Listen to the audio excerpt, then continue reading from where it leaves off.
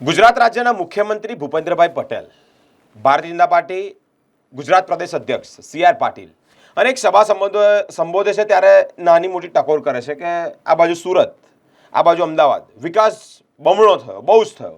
અને વડોદરાના વિકાસની વાત કરીએ છીએ ત્યારે હૈયું રડી રહે છે.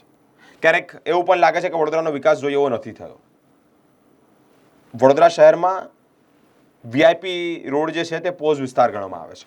એરપોર્ટથી સીધા તમે નીકળો તો ફતેગંજ આવે, ફતેગંજથી આગળ જાઓ એટલે આપણો અટલ બ્રિજ આવે અને આ બ્રિજ પરથી સારા એવા લોકો પસાર થતા હોય છે. એટલે કે વડોદરા શહેરની ઝાંખી થાય તેવા લોકો એટલે અહીંયાથી પેસેન્જર અવરજવર કરતા હોય છે. મિત્રો, વોર્ડ નંબર 3 આ વિસ્તારને લાગે છે, ફતેગંજ વિસ્તાર કહેવાય, ત્યાં વોર્ડ નંબર 3 લાગે છે.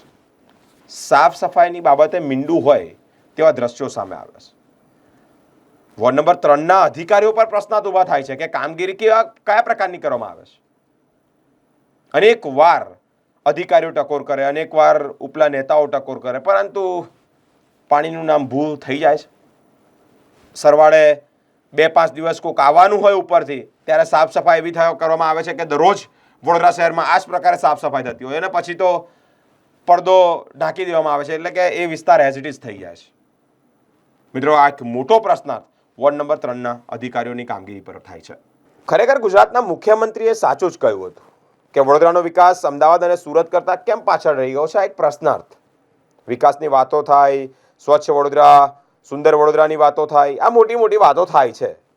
વડોદરા મહાનગરપાલિકા જાહેર રોડ રસ્તાની સફાઈ પણ સારી રીતે કરી શકતી નથી. વડોદરા શહેર વોર્ડ નંબર 3ના ભારતીય જનતા પાર્ટીના યુવા સક્રિય કાર્યકર્તા અને કારોબારી સભ્યો દ્વારા સ્થાનિક કોર્પોરેટરને પણ સફાઈ માટે ટકોર કરવામાં આવી છે. છતાં તંત્ર દ્વારા યોગ્ય કામગીરી નથી થતી. કારેલીબાગ વીઆઈપી રોડ શહેરનો પોઝ વિસ્તાર ગણાય.